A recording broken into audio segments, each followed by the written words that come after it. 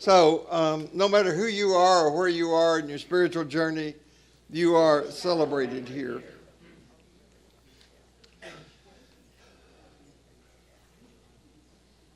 So let's begin in silence. May grace be in our heads and in our thinking. May grace be in our eyes and in our seeing. May grace be in our ears and in our hearing. May grace be in the mouths of Holly and me today as we speak. May grace be in our hearts and in our understanding. And may grace be at our ends and at our departing. And may we grow in patience, tolerance, kindness, and love.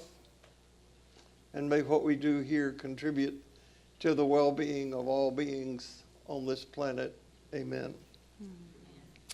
So I just want to say, if you have registered for the movie, and probably even if you haven't,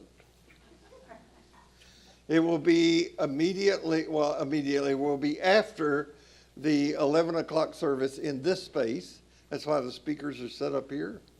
The movie is No Other Land, which won the documentary for the Oscar documentary for last year. So I also want to say that next Sunday, there will be a gathering of the LGBTQIA people here. This is in preparation for Pride Month and for the parade. So I've been encouraged to not only let you know about that, Dr. McDonald and I and others will be on a panel here in this space talking about our efforts to be fully inclusion of that community. People will have stories to share and that sort of thing. And if you have clothes to wear that would fit for that occasion, I do. So wear them. If you have shoes that light up, that would be great. Is it the lunch? Or is it No, it's not a lunch. It's just that we're hosting, Ordinary Life will be hosting that group this time next week. Okay. You need a break from me from time to time, so that'll be, and it will be fun. Jennifer West puts it together, and it's a great, informative, fun meeting. I'm sure Dr. Bankston will be here. I don't know all the program. We're having a Zoom meeting tomorrow night to discuss it, but I hope you'll be here. It'll be a lot of fun. It'll be our way to do that. Oh, so I said that about the movie, didn't I? Did I change it? Oh, I should have changed that light. Okay. And there's the slide about what I just said. Okay. I hope I don't do this all the way through here today. Yeah, it throws me off a little. But I'll tell you that was the first time I was ever able to make a bowl sing. I usually can't make it keep going. Today was the first? Mm-hmm. Well, congratulations. Thanks. Yeah. Big moment. So this time today is what to me is a great example of synchronicity. Synchronicity is a word that Carl Jung coined. He didn't come up with it, to describe how sometimes seemingly things that have no apparent connection come together. And by coin, what I mean is that Jung said that he described synchronicity as meaningful coincidences that come together. And he developed the concept sometime in the 1920s, but he didn't actually publish a paper about it until the early 50s. And the paper was called Synchronicity and a Causal Connecting Principle. And this is about how in experiences come together that, well, I'll give you an example. You are thinking about somebody, and you decide that you want to call them. And you go to do that, and the phone rings, and it's them. That's an example of synchronicity. An experience of synchronicity that I had, and then we shared, Holly and I, was with Ilya Delio.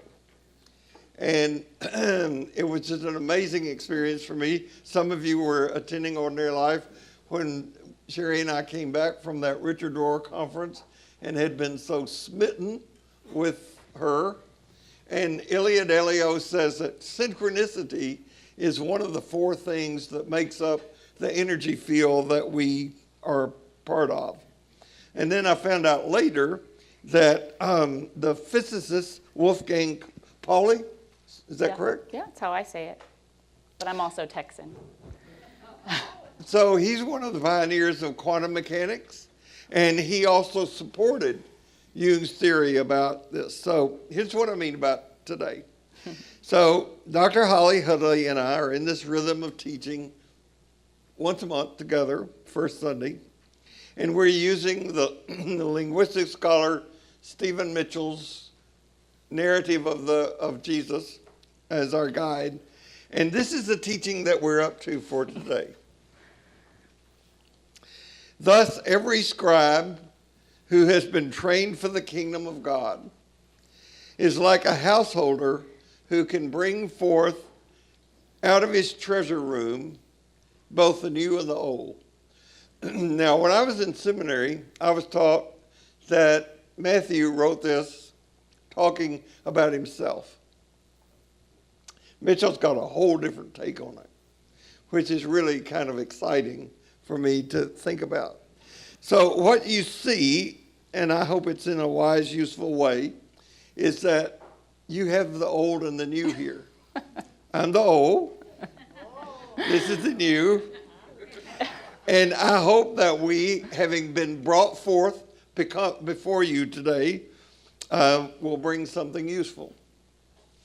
Now, in case you missed it, Mitchell places this teaching at the end of a series of parables of Jesus. And it's where the kingdom of God is like. And the kingdom of God is like seeds planted in the ground. The kingdom of God is like mustard seed, that small seed that grows big. It's like yeast that a woman mixes with flour. It's about buried treasure that a man stumbles upon.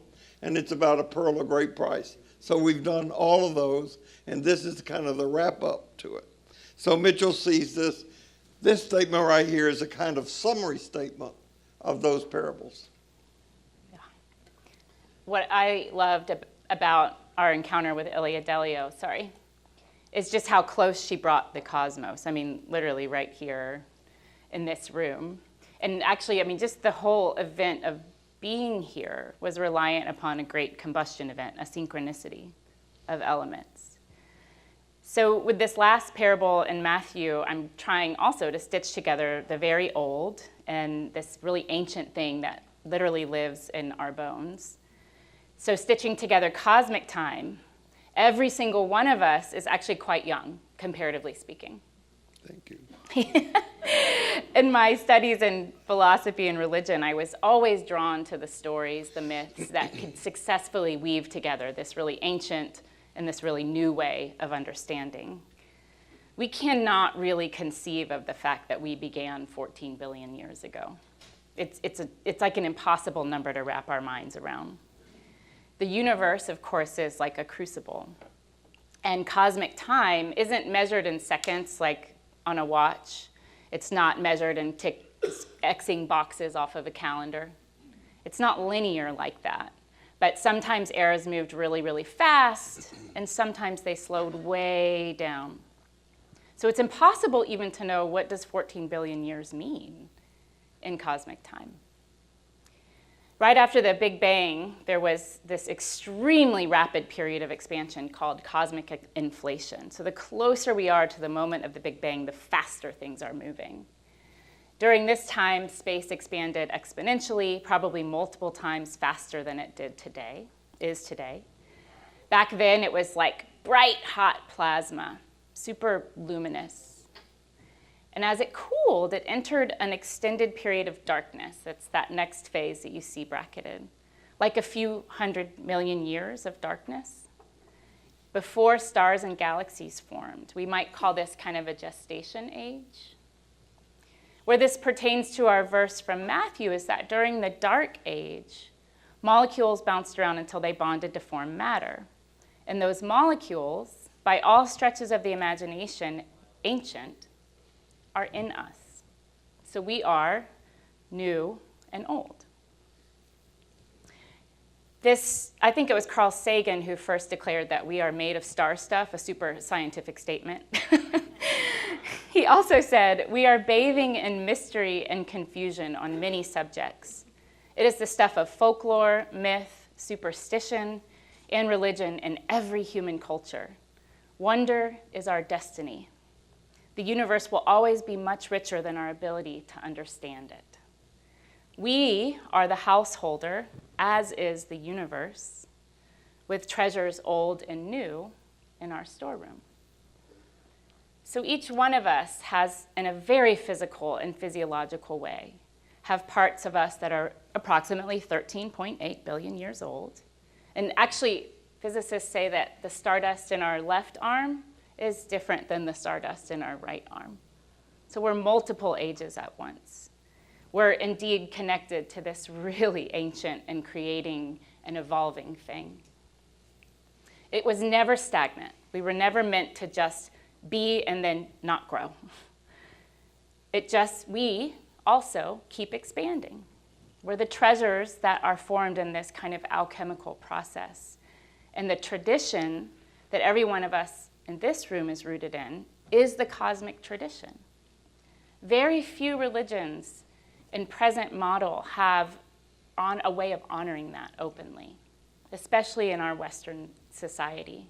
But I believe that the great cosmic event is inherently feminine, one that echoes continual birth, death, and rebirth. And it kind of got buried, that feminine got buried. This is the great cosmic Ouroboros, the thing that represents that cycle of birth, death, and rebirth. And as the feminine energy got buried by traditionalism, I'll explain that in a second, this old thing, we lost it. And so we're trying here to bring it forth in new ways. So I am like the universe. Mm-hmm. I'm also expanding. Yeah. Most of us in our midsections at right. this point in life. But if the universe is expanding, how come it is so difficult for me to find a parking place at the grocery store? Yeah, because parking lots don't expand at the same rate as the universe. Okay. We should have planned for this. Yeah. So, I like to bring to you the latest in religious biblical stuff. So here's a story that didn't make it into the New Testament that has just been found.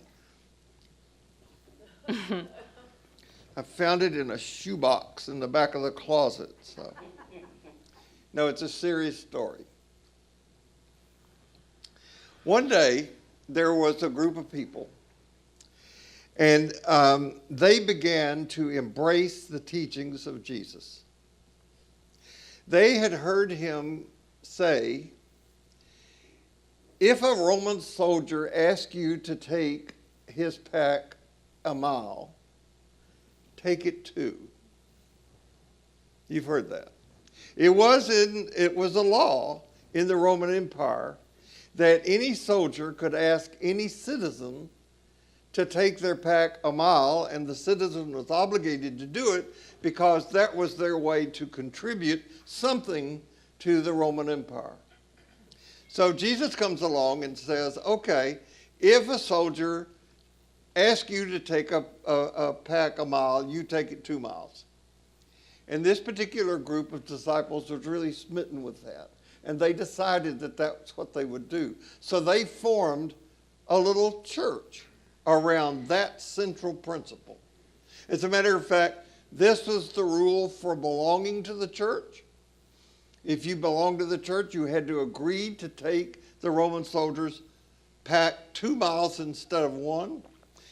After they had the common meal and there was a sermon, they would stand up and give the creed, which was, I believe in taking the soldiers' pack 2 miles instead of 1.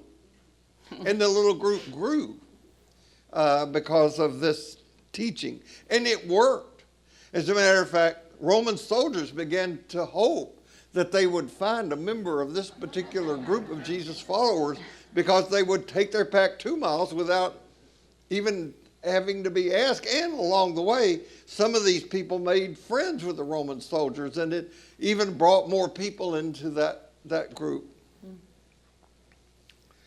Well, one day Jesus heard about this group, and he was on his way to Jerusalem to be crucified, and he decided he would stop off and make a visit with them. Why are you making us laugh in this moment? Like, I know. Oh, you know, or you need to be reminded of the fact that all of the first 3 Gospels in our collection, Mark, Matthew, and Luke, are all just about crucifixion. That's it. They were written to explain the journey of Jesus from birth to crucifixion. That's what they're about. So Jesus, from the very beginning, sets his face to go to Jerusalem. So he's on his way to Jerusalem. He hears about this group of Christians, and he decides that he would go speak to them. And so he goes and he says, "My dear friends, you are faithful and honest, but I have come to tell you that you fail to understand what I meant by my teaching. You have made a law out of my teaching. Your law says that now you must carry the pack 2 miles, and I have now come to tell you, you must carry it for 3. When we take the teachings of Jesus and make them into a code of conduct, we miss the message that Jesus was about, which is about radically opening up a different approach to living. He was bringing something new out of the old law. And he meant for that new bringing to be something that happened over and over and over again at different levels. It was an approach to life and love that transcends law. So there is a difference between following an ethical system and being consumed by love. So the ethical person does what's required. The loving person goes beyond that. And these disciples, in their very obedience to the teaching, had undermined the radical nature of the teaching. So far from taking it seriously, they had failed to take it seriously enough. Now, they're commended for doing something rather than nothing, but they absorbed his teaching in a way that turned it back into law. The church has done that over and over and over and over and over and over and over, right? The Eucharist, the table that we celebrate on the first Sunday here in the month at St. Paul's, was originally meant to be a feast that included everybody. But it wasn't long before the church made it into a law to decide who was fit and who was not fit to have the table. Get the point? So, law gives us a bottom way to live. And if an ethical dilemma asks us what must be done, love adds, I will do more.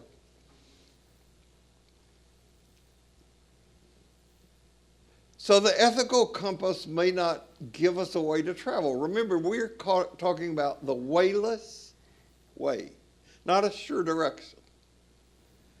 Love sets out anyway. And Jesus expressed a love that pushed further than any law could express, command, or dictate. That's the point of the story. Yeah, that story you tell really describes the difference between tradition and traditionalism, which I'm going to define. So I think an adherence to traditionalism is fundamentally what we're challenging, just like in that story. So tradition is a way of thinking, behaving, or being that is passed down through generations. An appreciation for synchronicity, for example, might be a tradition that we hold to. Traditionalism, on the other hand, is the belief in and strict adherence to traditional ideas with a strong resistance to change and new ways of doing things. Tradition brings forth the old in new ways. Traditionalism stays stuck in the old even when it's time to move on. I think we're seeing that conflict at play right now in real time, not here, but in the big world, when democracy is a tradition.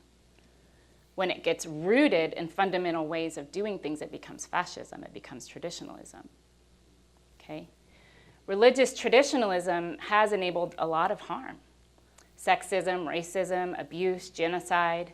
But in an effort to kind of keep the baby while changing the bathwater, we also want to call on that deeper, often quieter melody of our religious traditions. The Black church, for example, seeded the civil rights movement. The Indian independence movement leaned on sacred Hindu texts. A ton of vital charitable work is maintained by religious organizations. Mm-hmm. Our ancient wisdom traditions also support inner transformation, healing, ritual, reconciliation, and love. It's not all bad. But when we get mired in traditionalism, we lose our ability to remain critical and therefore open-minded about ourselves and about others and about the system itself. And in this mindset of traditionalism, we become rigid. We become more likely to compete and separate into our various tribes. We're more easily seduced by things like America First ideologies, white supremacy, religious superiority. You are not like me becomes too easily, you are also less than me. I think one of the reasons we get trapped in hyper-individualism in our culture is because we don't have strong connections to or rituals related to our ancestors, both cosmic and human ancestors. Some cultures, the Australian Aboriginals, for example, and the Haudenosaunee Confederacy here in North America, they call on and engage with the ancestors on a regular basis, whether it involves where should we hunt today or how do we preserve this land. It's an ongoing, fluid dialogue that stretches into the past to inform the present and the future. The 7 generations principle looks backward 7 generations to make decisions for 7 generations in the future. So ancient wisdom is used to make decisions for the future. Even our most familiar hierarchy of needs, Maslow's hierarchy, culminates in self-actualization. But do you know the origins of Maslow's hierarchy? It's fascinating. He was influenced by the Blackfoot or the Siksika Indians, with whom he lived for a time. I learned this during my research in my dissertation. Their philosophy starts with the presumption that everyone's basic needs are met. So basic needs aren't even a need because they're met in community. They're not written off under the guise of budget cuts. Healthcare, education, food. So the starting point here is self-actualization. When you start with your basic needs already met, you're already in a better position to know who you are. Then they go from self-actualization to community participation. What's your role in the community? To cultural perpetuity. How will you now be an upholder of the 7 generations moving forward? From the beginning, they're learning how to be good ancestors. When my oldest, he's now 15, was in 4th grade, so I guess he was 9 or 10 at the time. And that year they learn about the early colonies, the colonization of America. And they learn about the division of labor, what did men do, what did women do. They learn about farming, they learn about illness that took over the colonies, the starving time, and they learn about war. But my son, as a Black biracial boy in a multiracial school, did not learn about the enslavement of his ancestors. His teacher admitted that it made her uncomfortable and she didn't want to teach about it. They were instructed then, again, Black biracial boy, to imagine themselves in the colony and what role they might play. I just need you to hold the irony of that for a minute. Because really, I guess in his racial makeup, he could have played either role. But he was only taught about one possibility. Complicated by this omission of information, this was a hard one for him to conceive of. I suggested that he write a letter to his English ancestor, my paternal ancestor, who would have been in Jamestown in 1609, and ask questions about the early colonies. This is how his letter went. Dear John Chandler, What's his connection to you, Josh Chandler? He is some great something. Okay. Yeah, in my paternal line. On your dad's side? Yes. Okay. Yeah. From a Welsh descendant. Okay. He was an indentured servant when he came here. He was? He was a cabin boy to Lord Delaware, for whom Delaware is named. A cabin boy. Like, ugh, just makes you want to vomit. Like, he was the only child on a boat full of men. The only child. I just can't kind of imagine what he must have gone through. Okay. Yeah, so we'll just leave it at that.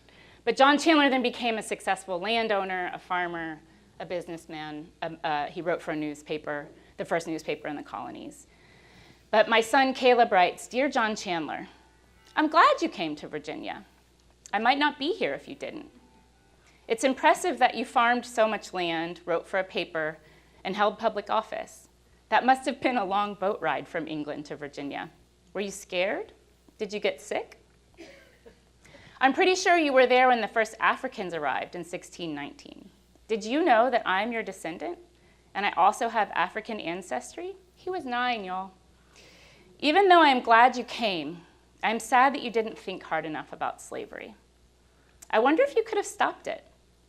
Even though I'm proud of you for some things, I want you to know that you were wrong about me and my dad. We are not 3/5 of a human. We are whole people. I'm glad we are here. Ooh, I didn't know this was going to make me emotional.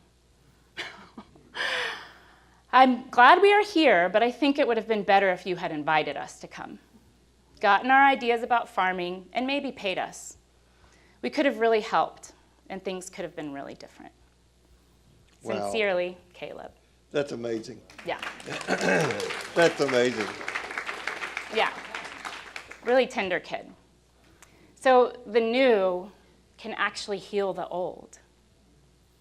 That's a healing moment for my son, for his ancestry. In the same ways that the old can inform the new. He could look at the old and say, no, that didn't work. Let me provide some corrective. He looks back to shape the future. These two are always entangled. So when we're working on teaching together, and we talk a lot anyway, but when we're working on teaching together, we start with a text and just throw it back and forth and have these skull sessions. And it wasn't maybe 15 minutes into the first one that we both thought about the fact that there is a passage of a teaching of Jesus that she and I have brought up multiple times, taught about multiple times. I'm wondering if any of you know what it is. And if you don't, it makes me wonder, why do we do this? It takes a lot of time repeating things to... I repeated this a lot. Yeah, it's all right. It's okay. Yeah. It's all right, let me give you a hint. It's from the Gospel of Thomas. Yeah.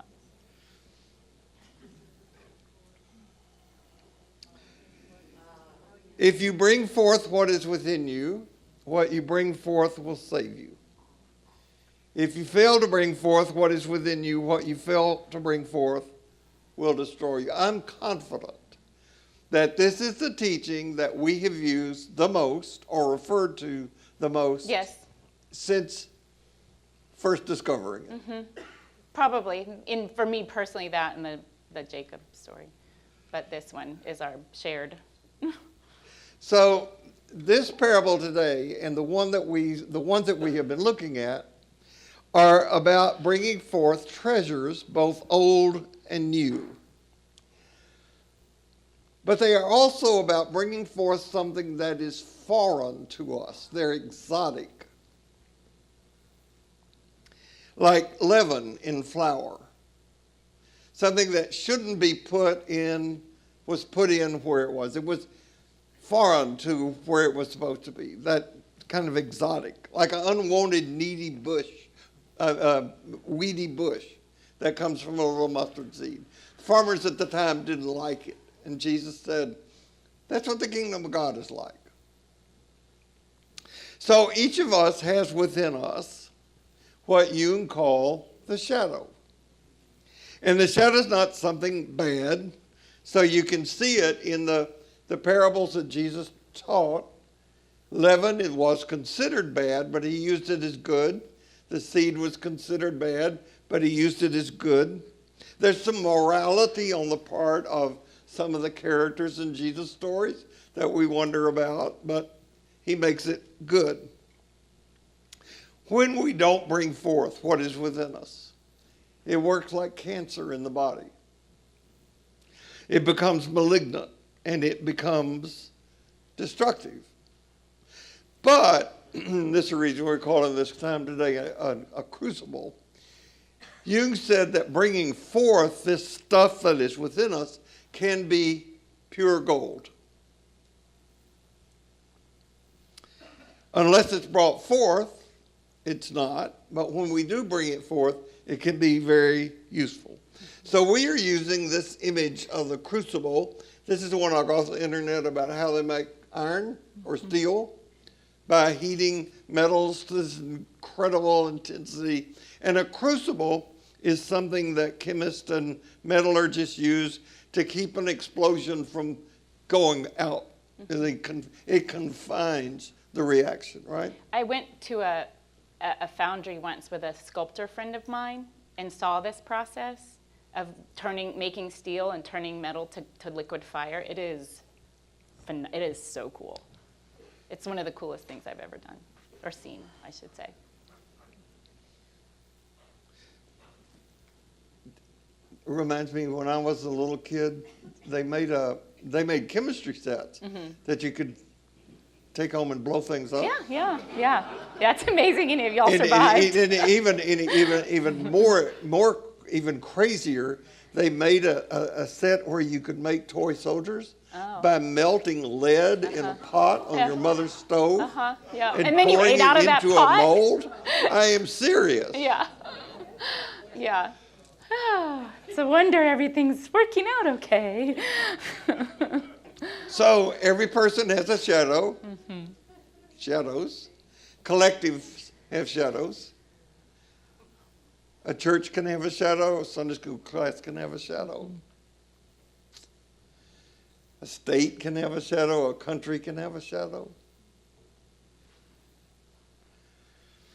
We got a shadow in this country. We got many. But one of the shadows in this country, I'm going to bring it up and just be patient with me, is gun violence. That's a shadow in this country. Today's June the 1st. We have experienced 151 days of time in this country today, 151 days. We have had 122 mass shootings so far this year. Now think about that. Now I'm not bringing it up to make anybody feel bad. Maybe I'm bringing it up so that we can collectively mourn, so we can lament. But I'm bringing it up for two reasons. First, I think we need to keep these dysfunctional things out in front of us so that they don't guide us as much as we can have some influence on what could happen to them. We got these shadows like racism, homophobia, misogyny, and we need to keep them in front of us. Like I said last week, we all agree on gender equity. We all agree. But we don't live in a society that practices that.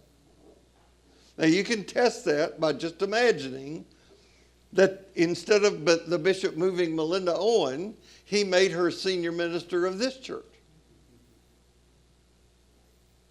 Oh. Some people would have an intense reaction to that. That's the shadow at work. But so I bring it up for two reasons. One, we need to keep it in front of us. But second, I harbor this hope that we could make a difference. Some one person or this group could make a difference about gun violence. Jesus made a difference. One person. The group that came around him, except for that second mile group, they made a difference. And I can name many other individuals and movements across the history that have served like lightning bolts. That is, they've lit things up and galvanized people. There's this parable that I heard in seminary. It's a parable, it's not a fact, but it's a great story, I think, about this little monk whose name was Telemachus. And one day he came out of the convent where he was, the monastery where he was, and he went to Rome and he went to the Colosseum. And they were having a circus, a gladiator fight, which the government provided to keep the population distracted from what was really going on. Thank God we don't have anything like that in our culture. How was the Astros game last night? Awful. Okay. Like terrible awful. So anyway, Telemachus made his way into the Colosseum, worked his way into the arena where two gladiators were about to come out and fight to the death. And he walked between them and said in a voice that carried the stadium, "In the name of God, this must stop." And it did. Now that's a parable. But things like that have happened. Nelson Mandela, Gandhi, Sojourner Truth, Joan Chittister, Richard Rohr. There have been people who have been individuals who have galvanized and gotten attention and caused things to change. At the height of Joseph McCarthy's very destructive anti-communist crusade, when no one was willing to stand up to him for fear of reprisal. And again, we got the same thing going on right now in American government. There was a person who stood up in Congress and said to him, "Enough's enough." That person was Margaret Chase Smith. A Republican. A Republican. Did you read Heather Cox Richardson yesterday? Did you read Heather Cox Richardson yesterday? It was all about that. Synchronicity. Little moment. I didn't read that. Yeah. I made that up. I mean, I thought You about did it. your own research, and then you wrote her a letter and said, you should write about this tomorrow. I did. Yeah?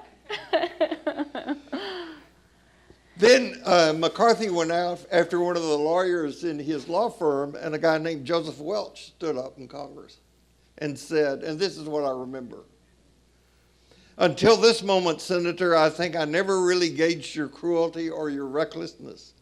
Have you no sense of decency, sir, at long last? Have you left no sense of decency?"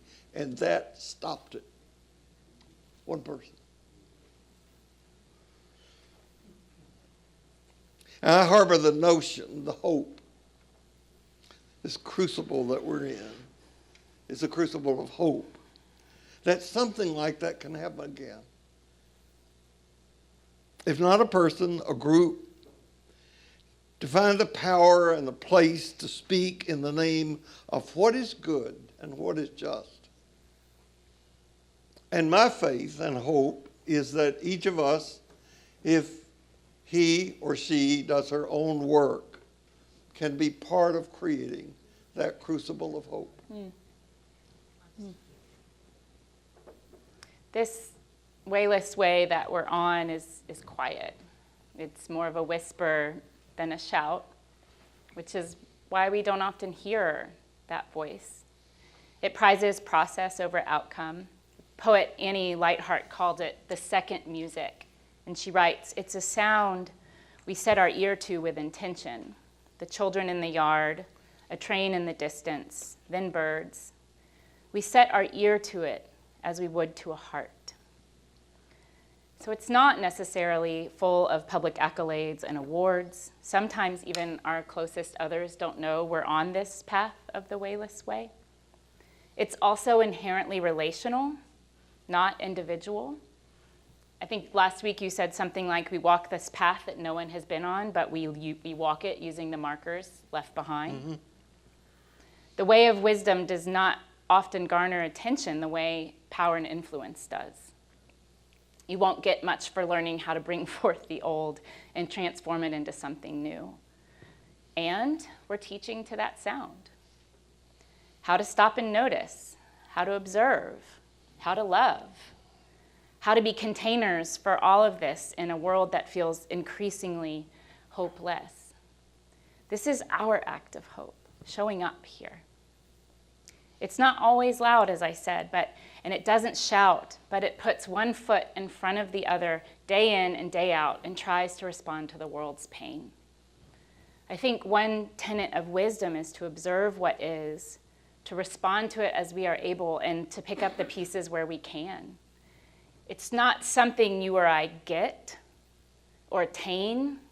Contrary to our consumer achievement-based culture, it's something we open ourselves up to that ancient cosmic thing that stirs in our bones.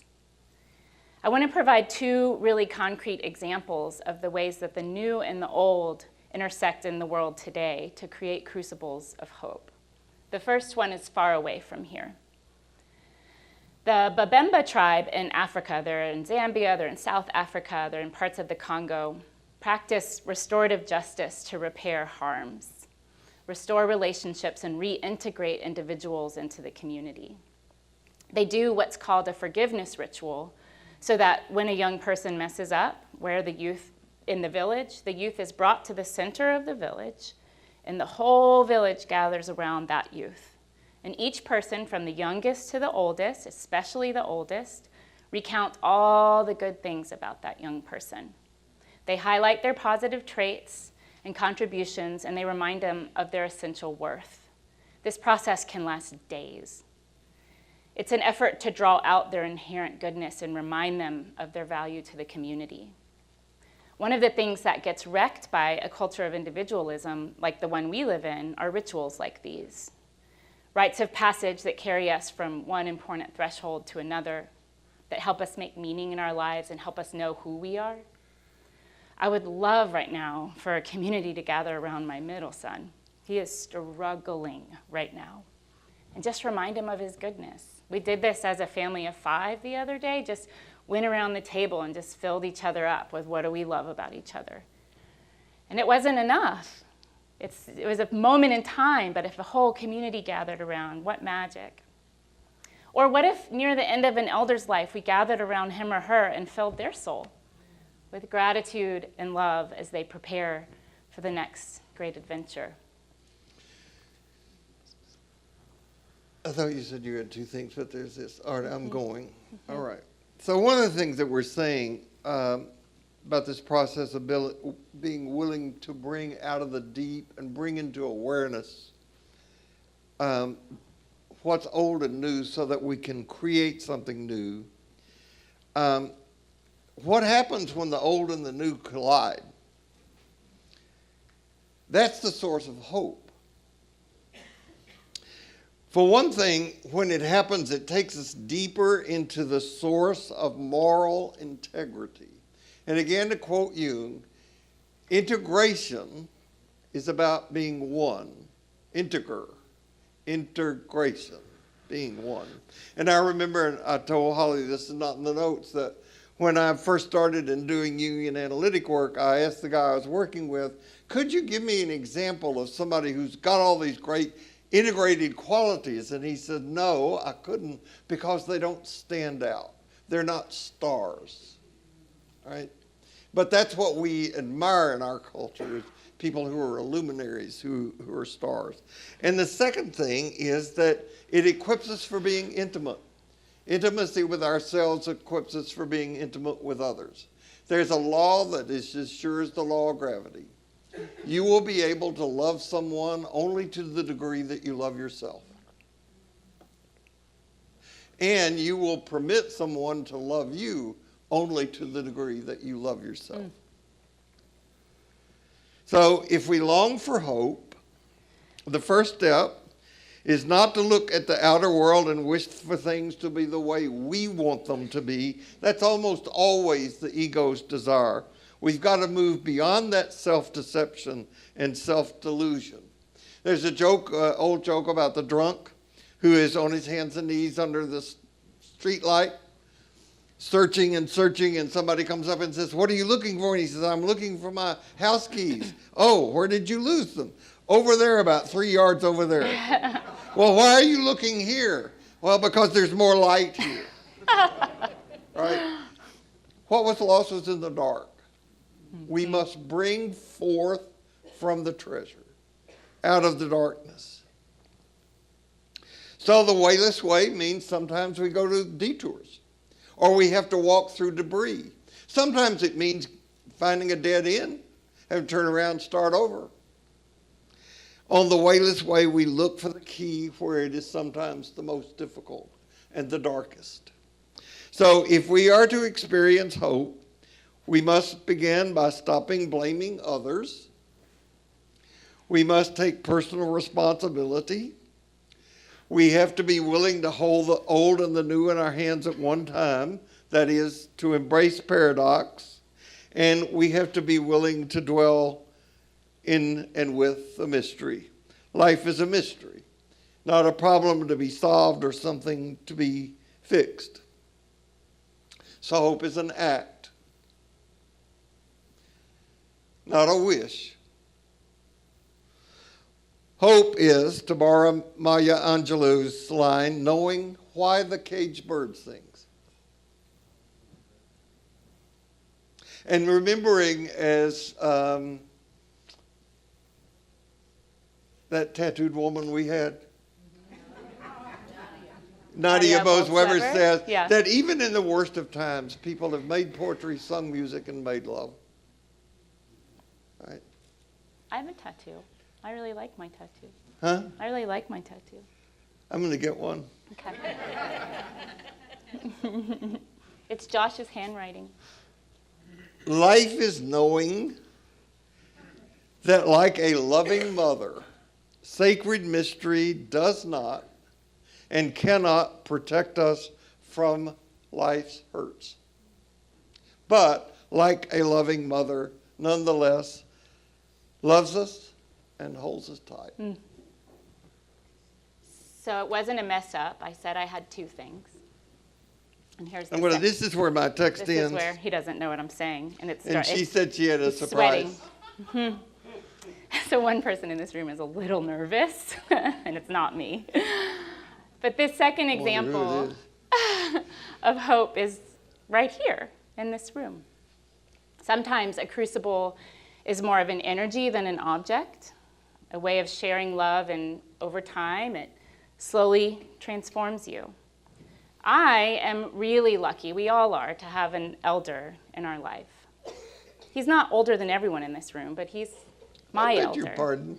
Well, all right, there's one person here older than me. Yeah, who's been in my life for 27 years now.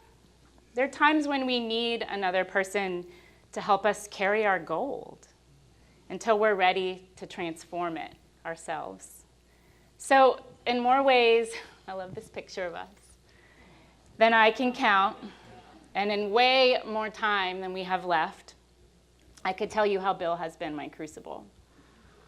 I thought you were really old when I first met you. I was 22. I was 85. Yeah, and you've stopped aging, but I keep aging. I'm catching up. And every week when we hang up the phone or get off a Zoom, Bill ends it by saying, "All right, I see you later, kid." Treasures old and new. Ours is really a great love story. Yeah. It's taken many forms, from teacher to student to friendship. I might cry. I don't know if you remember this moment, but it will forever be burned in my brain. When I finished my dissertation defense online, when the committee went off to decide whether I got to be a doctor or not. I remember. Mm-hmm. You were the first to unmute yourself. outside of Josh's whoop from downstairs, I hear Bill going, Holly, Dr. Hudley, this is Bill Kerley. I'm like, first of all, as if I wouldn't ever know who you are. Your voice will like forever, you'll be the ancestor in my dream time going, here's where you should hunt today. And you said, I am just so proud of you. Mm-hmm. You were stunning. You were stunning and brilliant. But I'm not sure if you quite realize just how much of you and your lineage is in my work, in that culminating experience. And so it was the old informing the new in a 375-page way. So if I could bottle it all up, here's my little bottle. All the laughter and the tears. It says hope. Mm-hmm. The words and all the books we've shared, the dreams we've told each other, even the eye rolls at your steady onslaught of wonderful jokes and inappropriate moments. That's my offering. It's tiny, but it holds a little bit of everything. And I think in this amazing 14 billion year history of time as we know it, and in the, what is it, where are we, 4 billion year history of Earth, and in the 300,000 year history of humans, that our star stuff would collide in this lifetime is more than synchronicity. It's magic. So thank you. I love you. Thank you. I love you too. Thank you.